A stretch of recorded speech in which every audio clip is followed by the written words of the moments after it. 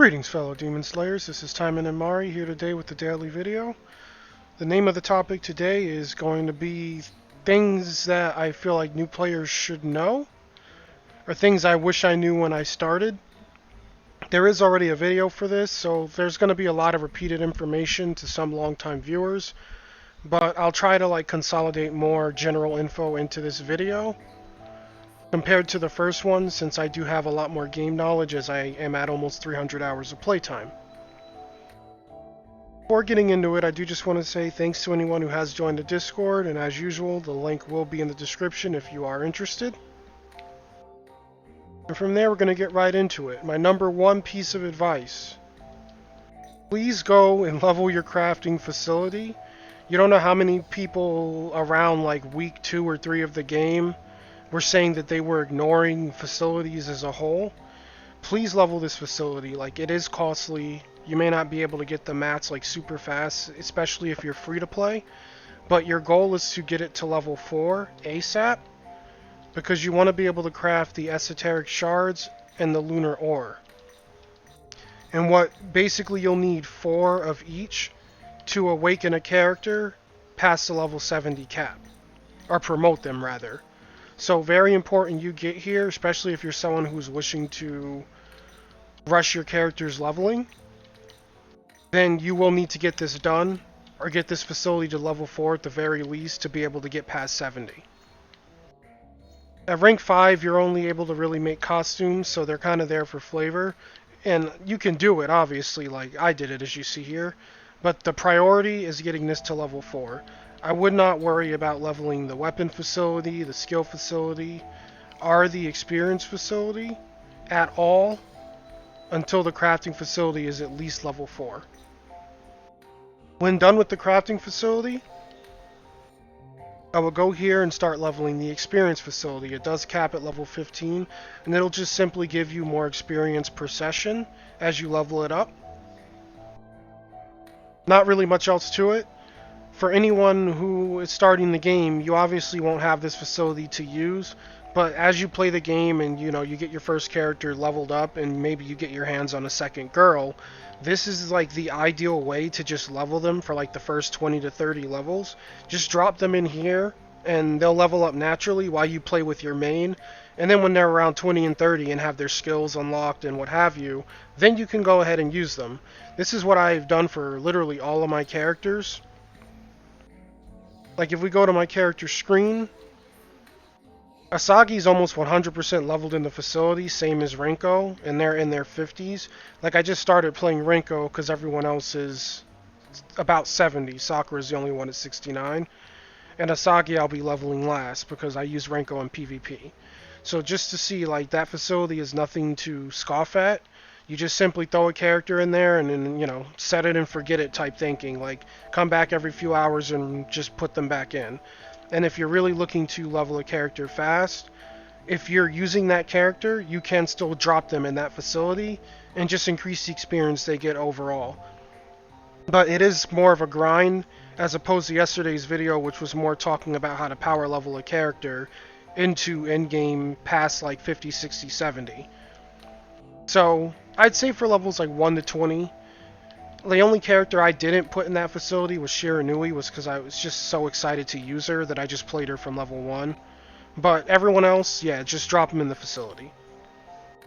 That's pretty much all I want to say about the facilities. The skill facility and weapon facility are useful, but crafting, definitely get it to level 4 or 5 before going into doing the experience training facility. And then from there, I think the next best one would probably be weapons for people curious, just because leveling weapons can get a bit costly. What I've done with most of my weapons is I just set them in the weapon facility, let them level up, and then forge them when they get to their cap. And you can see this facility is still at level 1. So you don't really need to invest in it to be able to get weapons leveled up. While on the subject of facilities, I am going to go to my inventory. There are facility-specific supporters that you should keep your eye out for. Mizuno Aya reduces the facility's crafting time At S level 4 it would be 35%. Actually, you know what? Well, she's in the facility. I can't do it right now. But basically, yeah. She just makes it so when you craft things, it does go faster. That may seem negligible at first, but when you're crafting the ores to get a character past 70, the timers are really long. They're like an hour plus. So she'll help to mitigate that time. The other one to look out for is Kiryu Karuko. Increase experience gained from Experience Training Facility by 50% at S level 5. If you get a copy of her, be sure to put her in your training facility, as it will just give you more experience overall. Next we look at Toto Sayako. Same idea, but for skill points, she increases the skill points earned by 50%. So go ahead and drop her in that facility when you get a copy of her. And then we have Soul Mikoto. And she basically would buff the weapon facility by 50%. These supporters are only rare, so you'll find as you play the game, you will start to come into copies of them.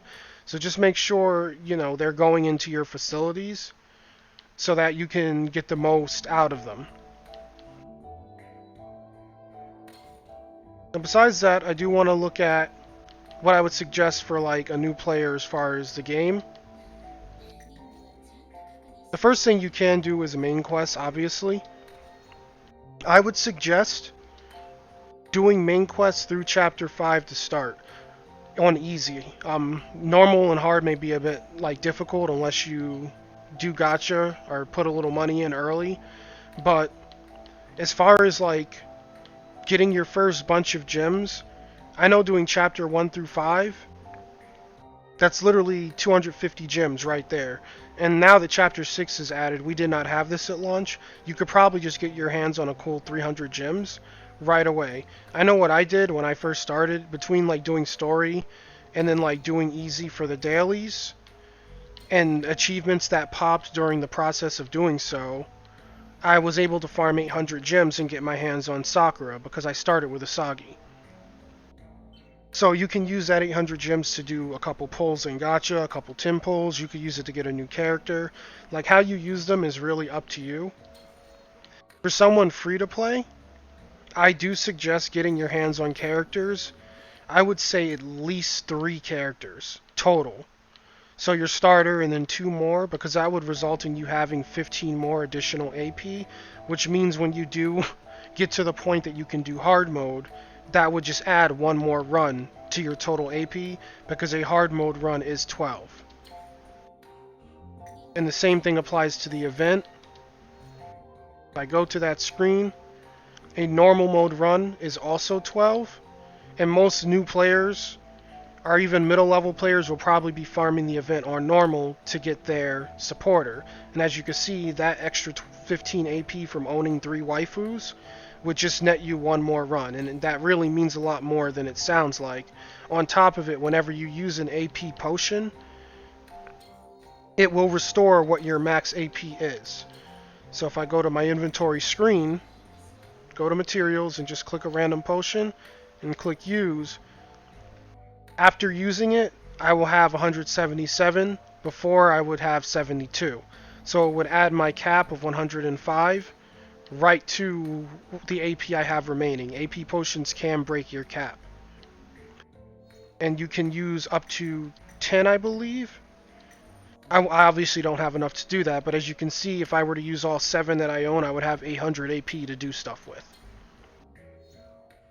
On the subject of AP potions, I would definitely stick to using them for events, especially if you're not buying them and you are free to play, because events will provide you with ultra rare supporters like Katajina here that you won't really be able to get anywhere else after the event has passed. I don't know if they will repeat these events, but assuming they don't, make sure you get the supporter done and try to get her to her 5th copy, which would be located in the 9th box.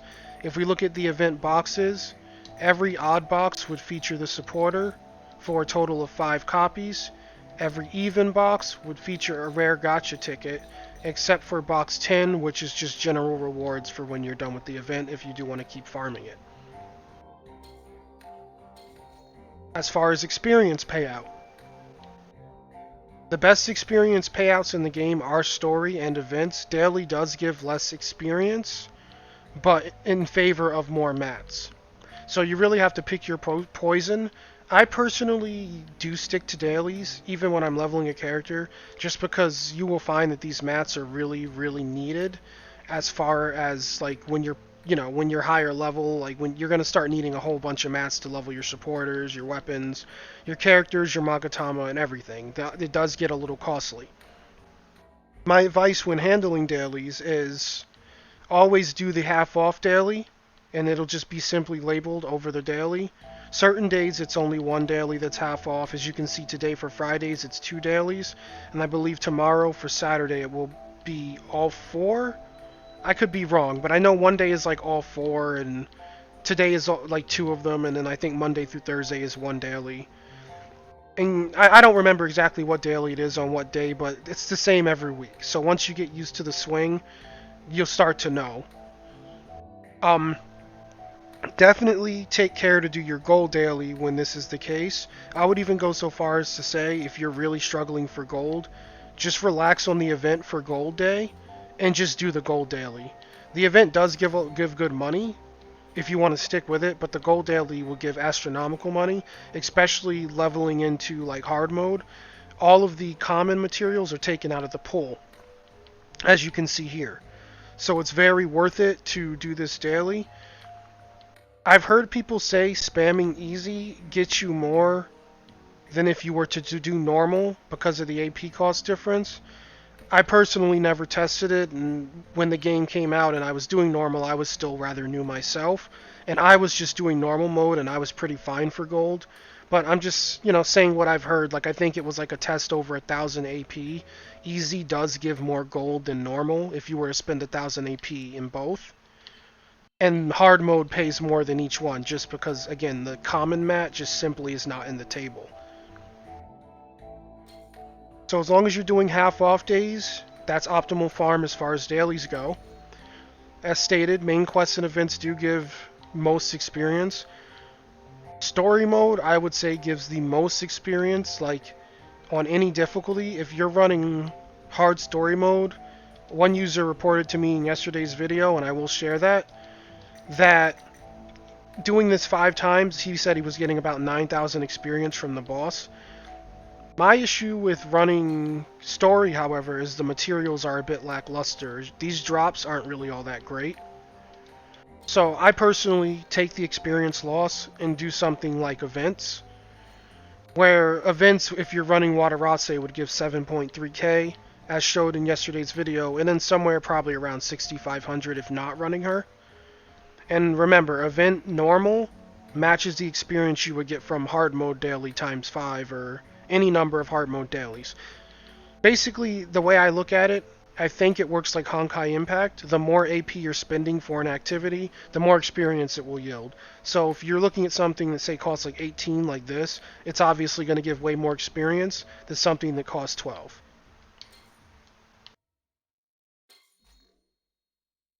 So again, back to like the very first day, definitely run through easy. By the time you get through easy, like, it shouldn't be too hard. Even for someone just starting out with like basic gear, you should be able to at least get through like chapter 4.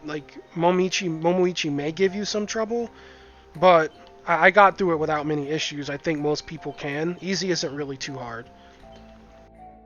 By the time you get through that, you should be roughly level 15 or 20 if I'm remembering right.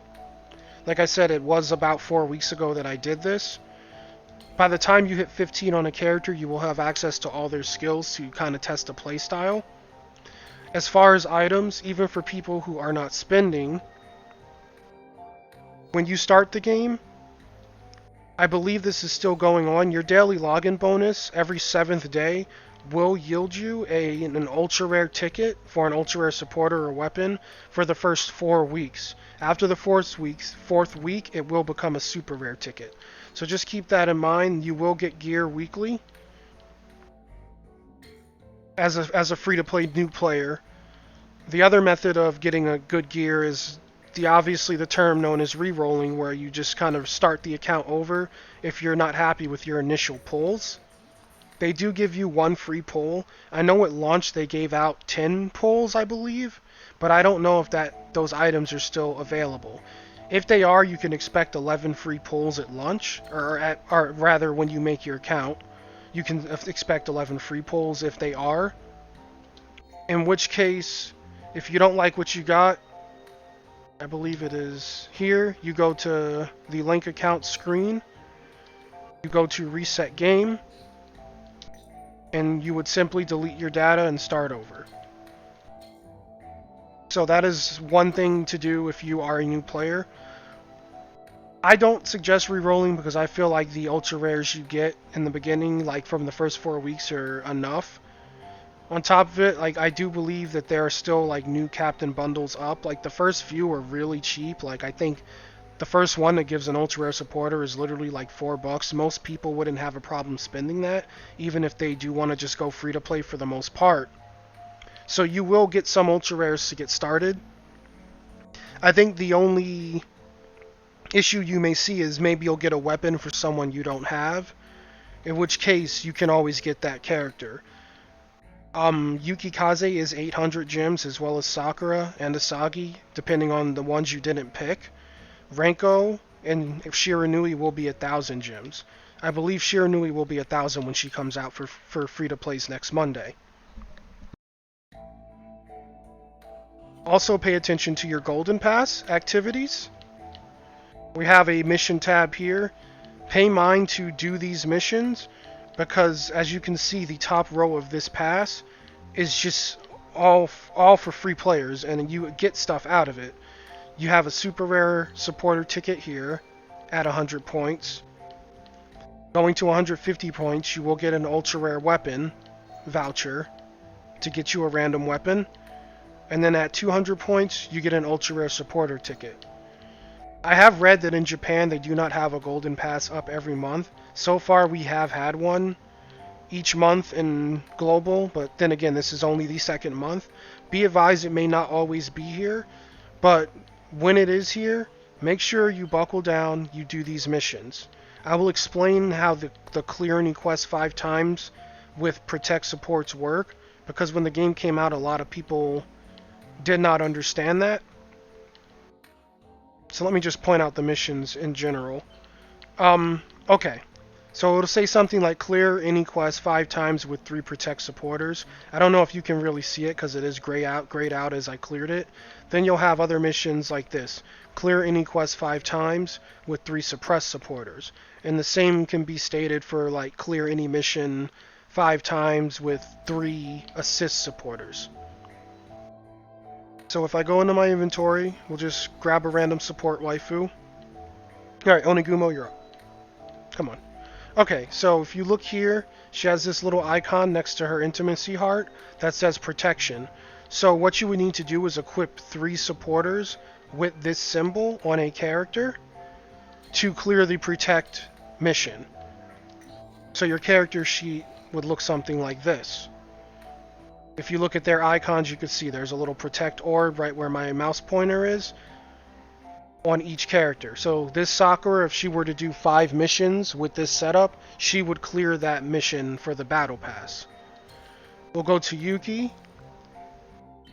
Assist supporters will have this green symbol. I'll make Kaoru big so you can see it. It says assist with a little green lightning bolt looking icon. If I were to do 5 missions with Yuki and one of the battle pass missions was clear any 5 missions with 3 assist supporters, Yuki would get that mission done. And then the same for anyone who runs suppress. So we'll look at Shiranui. You see she has 3 suppress supporters on. There's the symbol. It kind of looks like a little nuke going off, or a little bitty explosion. If I were to do 5 missions with her, she would clear the suppress requirement as she has on 3. So that's how you clear those missions. I didn't see any really further questions about the battle pass around launch. The only one that stood out recently was, I guess, the crest one. It says upgrade crest 5 times. Okay. So that's from the arena. How the arena works is there's going to be a guild, or I'm sorry, a gauge that fills up as you do the prologue stages. You basically fill it up to 100% and then you will unlock the arena for AI PvP. And then what you would do is when you start doing this PvP mode, you'll be able to use the coins that drop from doing fights to buy crest gotchas. Once you get your hands on a crest from this gotcha, then you will simply go to your inventory screen. You'll see a tab named crest, and I have the option to come in here and upgrade these crests. So that is how you would clear that mission. I have read to do arena, I believe your account needs to be level 20, if I'm remembering correctly. If I am wrong, someone please correct me in the comments, but I do think your captain level needs to be 20 to participate in arena. So don't stress like if you can't get the crest daily or monthly mission right away. You will be able to. Next we will look at your weekly login. So this is basically like just weekly missions. They kind of like work like a daily. We have a daily login, but these are like things to do throughout the week. So again, you may not be able to see them, but it's various things like obtain 20 items from quests. That could be completed by just doing dailies and getting things to drop. Sell 10 items. That's self-explanatory. If you go in your inventory, you have an option to sell items. You just need to sell 10. Complete daily quests 10 times. Self-explanatory, just do dailies. Upgrade supporters 10 times. Just simply go into your menu and upgrade your supporter 10 times. You literally just need to do it like 10 times. Like if you feed them 10 items, that counts as 10 upgrades. Same thing with Magatamas. If you feed a total of 10 separate Magatamas, I think you can feed up to 5 at a time. So you do that twice, then you'll get this done. Crafting again is self-explanatory, just simply craft 7 items. And then you do a total of 4 logins to get your hands on another 10 gems. And clearing everything would net you a total of 60 gems for the week. Make sure you are clicking Receive All. They will not automatically give you these rewards when you complete these things. You do have to actually come into this screen and click on Receive All to get them sent to your little present box up here, where you will be able to again click Receive All and claim the gems and other rewards or what have you. I'm sorry if this is running long. I'm trying to consolidate a lot of info into just one video, so anyone who is new to the game or even like middle level, I just want it to be as informative as possible so you guys can get a good start. Next I want to look at the supporters. I have to go to one that isn't done. Okay, she's the only one. Alright, so they have an intimacy level. Basically, from using them or letting them sit in a facility that's doing things, their affection for you will go up all the way to a cap of level 5. As you hit each level, there is a gem reward in it for you. By level 5, you would get 50 gems, and that is the same for every single supporter in the game. They all give you a total reward of 50 gems for hitting level 5. Only certain ones will provide you with an intimacy event, like you see here, Mai has this. And then if I were to click the little camera, you get a kind of visual novel treatment of, I guess, her liking you or being close with her. But going back to the screen with Katagina, as she's not complete yet, you simply, as you level up, would be able to click on the gems here, and then it would just simply add them to your gem total. So make sure when you get supporters, even if you don't want to play them, drop them in a facility that you're using, like say the experience facility. Even if the facility is level 1, the supporters still get affection. That is actually how I got all of my supporters to max affection, just by dropping the ones I don't play in the facility. Like hell, I even leveled Major to level 5 there. And then the ones that I use often leveled up just from being used with my characters. So that's a good way to max them out and get yourself extra gems. And those gems do add up. As I stated, it is 50 gems per max affection supporter. And as you can see, I own 27. 26 of them are done. So yeah, 26 times 50 gems is a nice payout.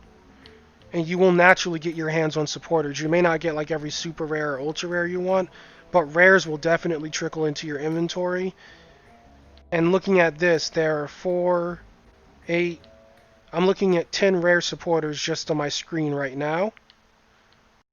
10 times 50 is 500 gems. 400 gems is a 10 pull, to put that in perspective. And 800 gems is a launch character, while 1,000 gems would be for Renko or Shiranui. You literally would get half of a character from just maxing out 10 rare supporters, which are pretty easy to come by. But that applies to any rarity, so definitely don't neglect that screen, as this is just a good way to get gems, especially for people who are free to play or people who like to farm gems.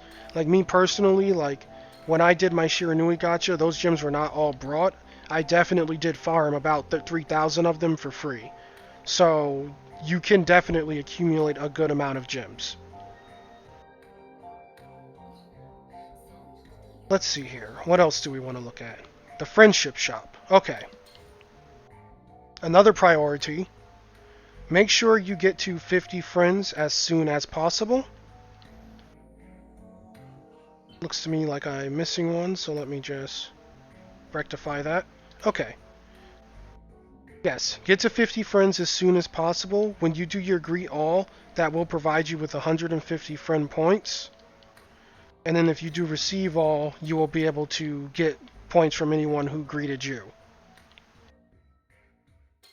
And you only get 150 at the max of 50 friends. Any amount lower and it will go down proportionately depending on how many friends you do have. So work on getting that to 50. I know I have a friend exchange thread in my Discord for anyone who needs to exchange friend codes and get that number up. There is one for the Steam community as well.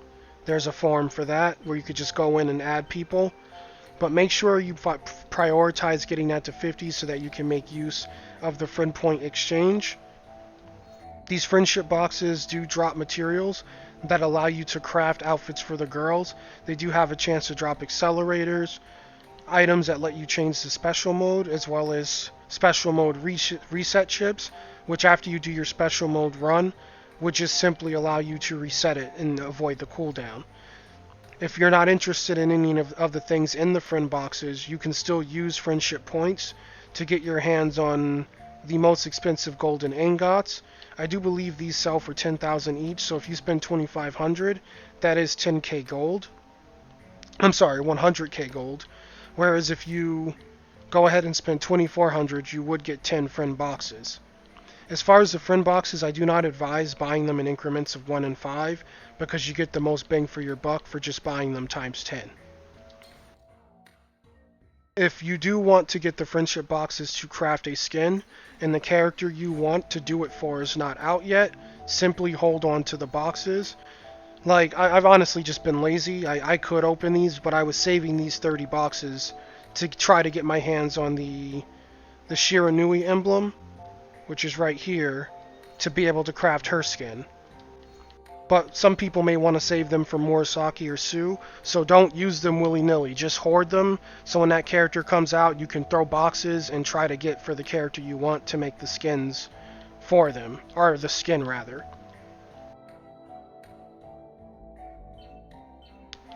The next thing, and I believe this will be the final thing I want to look at, is time attack.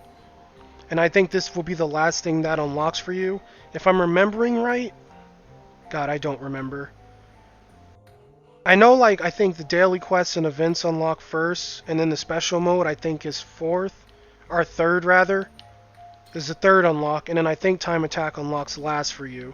And this just goes on depending of the story chapters you clear, if I'm remembering the requirements right, which is another reason I stress to just get through easy mode, because it will unlock all of these options. At least chapter 5 will. Chapter 6 came later, so these would have all been unlocked by chapter 5.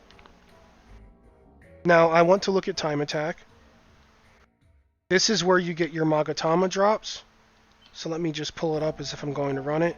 You see here, like, I'll be able to get protection and HP Magatamas from easy mode at a normal and rare rarity, when you bump up to normal time attack, you're now able to get rare Magatamas at a higher rate with a chance to get super rare Magatamas. And then on hard mode, you would only get super rares. I'm going to say this now, most people just run attack and critical Magatamas. So what I personally did is when time attack was being used often by me, I just spammed time attack 3 as you get both attack and critical Magatama from this mode. I did it so many times I was literally swimming in even super rares when I was just doing normal. Because yeah, it's only an 8 and 16% chance, but if you say do a times 5 run, chances are you're going to get 1 or 2. When you're able to do hard, then you're just going to be flooded with high level Magatamas. If we go to my inventory, you see here, there are a ton. So don't feel stressed if you can't get super rare Magatamas right away. Rares do work fine and they're pretty easy to level. But when you are able to do normal, make sure you are doing time attacks to get your hands on Magatamas. I would even do time attack before doing arena, because without good Magatama, arena will be pretty difficult because they do provide a huge stat boost at higher when they are ranked up. And like I said, do time attack 3 for the critical and attack Magatama drops, because that is what most people are running in the top 100. And I know, I never put on a defense or any sort of HP Magatama. I just go for attack, and I'll give you an example as of why. Yuki has 9300 attack. So let me take away her jewels. To this screen, we will click unequip all. All of these are now gone. We'll click equip, view her attack stat. She lost 1800 attack. Now mind you, those Magatamas are maxed out, but just to show, they do make a very huge difference. So they are something you should definitely prioritize getting. Just put these back on. Okay. And she is happy again. So yeah, you can see those make a huge difference in your statistics. Definitely work on getting your Magatama whether you prefer critical or not. As far as critical, I'm going to give this information. It is not confirmed or anything to that effect, but a lot of people ask about the equation for crit. A user told me a while back, someone on the 4chan forums said every 200 crit is 1% crit. I don't know if that's true. It's not confirmed. They just simply came to that conclusion from getting to about 12k crit and having their crit rate be exceptionally high. Personally, I prefer attack because more damage is consistent than fishing for criticals. The only character I run criticals on is Shiranui, because they work on her because of how her build works. She has an attack speed buff. So for her, I do. But even then, she only has 6k crit, and her Magatamas are red on her main weapon, as you can see. And the way she's getting her critical is from the crit rate provided by her weapon and the crit rate provided by Renka here. But either way, go if you want to go buy it. I've heard that it's 200 crit equals 1% crit rate. I don't know if that information is true though. So I think that's pretty much going to cover it.